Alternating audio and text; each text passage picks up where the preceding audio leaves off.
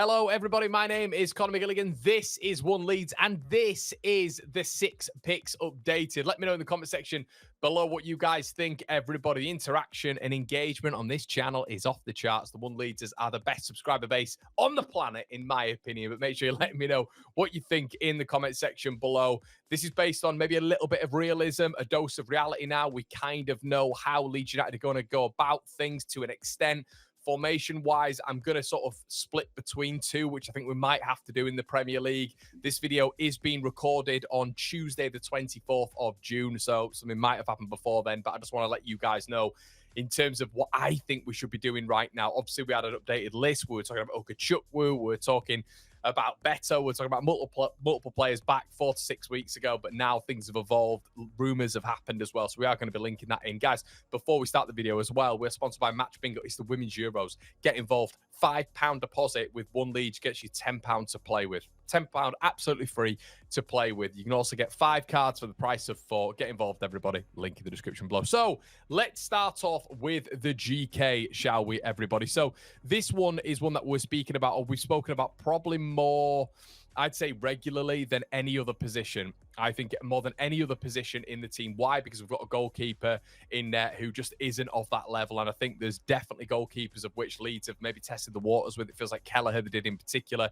Potentially they've even asked a question about Petrovic, but now that's at 30 million quid from Chelsea. So I think Leeds have got to move on in a way, and the domino effect is starting to come down a little bit with this goalkeeper that I'm going to pick. But my dream pick now, it's evolved. You're kind of looking at how this might work with Leeds United and how we might be looking at this in the near future and it working. Trafford going to Newcastle. Guys, I'll be honest with you, my number one pick is Nick Pope. It really is. If you can get him for around about 10 million quid, there's rumours that he'd be interested in Leeds United. I think it might go even further than that, if I'm being brutally honest with you. And I think this one will get done by the end of the window. 33 years of age, Champions League experience, was brilliant in the cup final for Newcastle. Yeah, there's been a couple of injury issues, but he is worth the gamble. Completely worth the gamble for me. Coming in, captain-like tendencies as well, experience at the back. Nick Pope is the best, in my opinion, transitional goalkeeper Leeds can go and get. That's live on the market right now. I think he's just going to fit into the Premier League. He's been there for however many years. It makes complete sense. He's going to save you. He is going to save you. His frame, I think, when it comes to penalties, there's not a more intimidating goalkeeper to look down with his size and sheer wingspan. I really like Nick Pope, and I think this would be a really good addition for Leeds United if they can get it done, and probably one of the signings of the window, in my opinion, from where he's gone to potentially where he's going in terms of a relegation threatened team. Let me know what you think in the comment section below. Okay, guys, then I'm going to move to left back. Yes, I'm going to move to left back in the pile. We've kind of got, or a left-sided player in particular, but we've kind of got, if we're moving to a 3 right now, which I kind of hope we do in the Premier League, and I hope there's an adaptation, a pragmatism from Mr. Farker, and that is going to have to be in his wheelhouse, because, you know, you look at the successful managers, probably the most successful one, in my opinion, when you come in from the Championship to the Premier League, somebody we kind of look at as a blueprint is Thomas Frank.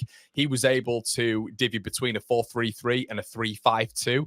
The reason behind that is because he said against the teams of which he felt like they had a go against, the teams that they could beat, he went to a 4-3-3, made them a little bit more dynamic, and they were able to switch between the 3-5-2 going up against teams like Liverpool, Manchester City, Man United, Arsenal, who they didn't feel that they could maybe get results against. So defensively, the 3 would turn into a 5. They get compact in the central spaces in midfield. Sometimes that centre forward would drop into an almost 10 position in that defensive role. So I think that Leeds have got to divvy between a 3 and a 4, but I'm going to start with a 3 here.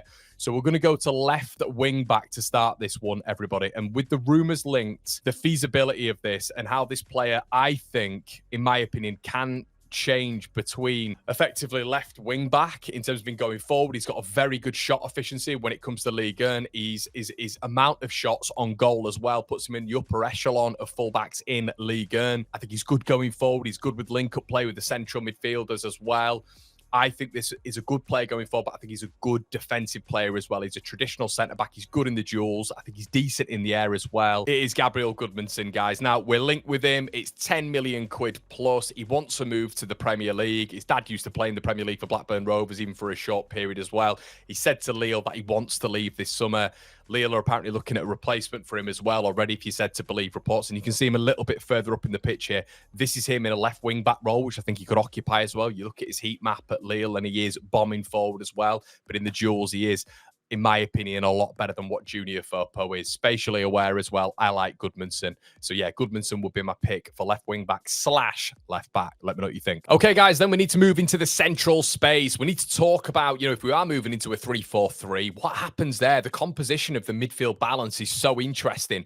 I'm going to go with this guy. It's pretty obvious, but I think Habib Diarra is the one that I think lights everything up, really, doesn't he? Box to box, strong, 21-year-old captain at Strasbourg.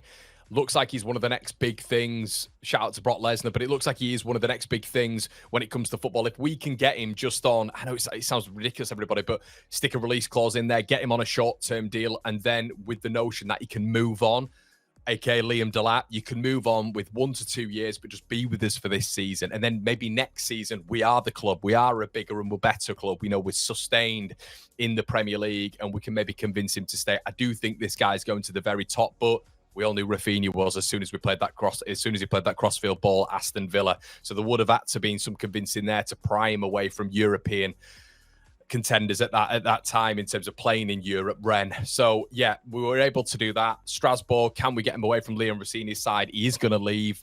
Keller doesn't want him there anymore. I think he wants a little bit of cash coming into the club when it comes to the Strasbourg owner. Habib Diarra for me is the perfect Leeds midfielder right now. We spoke about Noah Siddiqui as almost a little shortlist. Habib Diarra's one. Noah Siddiqui, who I think looks really decent as well at Union Gilles. He looks very good as well, but Habib Diarra is the standout. He's he's definitely my central midfielder pick. Okay, everybody, then we move on to the left-hand side. Now, if I'm being realistic here, I think if we are going to be going down the Daniel Farke route, I think you're going to see Ramazani benched, and I think potentially for this player, well, definitely for this player, I understand why, and I will pick this player over Ramazani anyway. On the left-hand side, I would probably pick this player over Willy Gnonto anyway, even though I do really rate them. I don't think we need drastic work on that left-hand side, but what will Daniel Farke do? I don't think he's going to play either of them on the left, and this guy is arguably an improvement, or probably is an improvement anyway. On that right-hand side, I think there's more of a chance of Willy Gnonto playing because he has done for Daniel Farke this season, as will newly contract given Daniel James. So you've got a little bit of transition there. You've got Willy Gnonto in terms of that inverted 10 as well, who can help us out in that 10 and in that space between the right winger and the number 10, which I think will be effective for Leeds United. But Dan James is that counter-attack as well, which gives you a massive, massive pin-up as well in the Premier League. You hope if we're defending deep with some of the profiles we have here. This is who I'm going for on the left, though. We've spoke about him on the rumour mill so many times. He is elite. It's got to a point at which it's gone very, very quiet on Igor Pejao.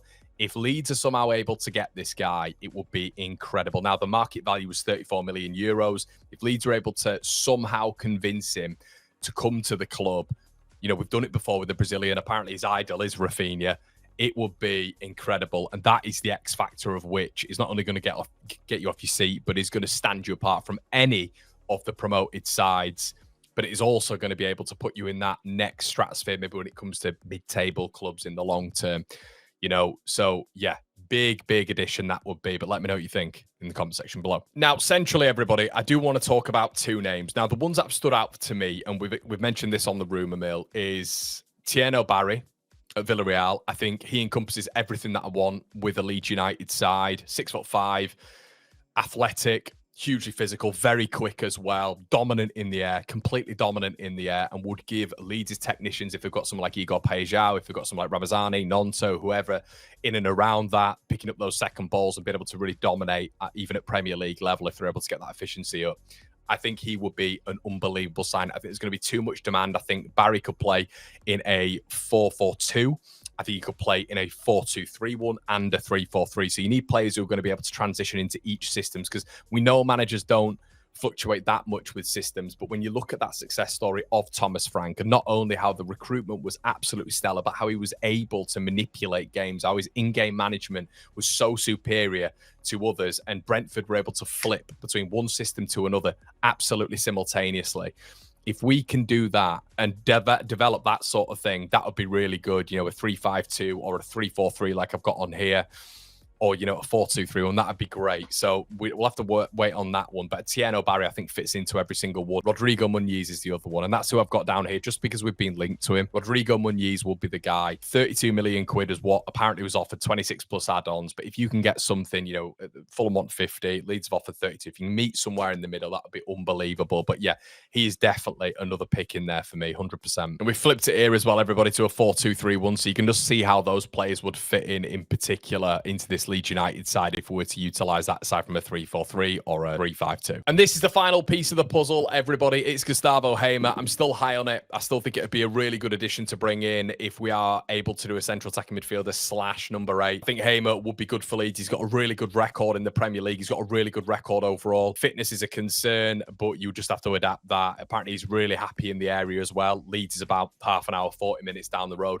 I think this would be still a really good addition for Leeds United in the Premier League with much better players around him. I mean, if you just look at that in particular, my goodness, that could be a really, really nice asset for Leeds United and a definite upgrade as well on Brendan Aronson. This is kind of the finished product, everybody. We know Nonto, dependent on the game, will be rotated with Dan James as well. You've got Tanaka in there. There's a question, obviously, what happens with Ethan Ampadu as well. Kabul in there is interesting because I do think Pascal Struijk is the strongest ball player of the back three that we've got right now. And we are going to transition into a little bit of a back three in just a second.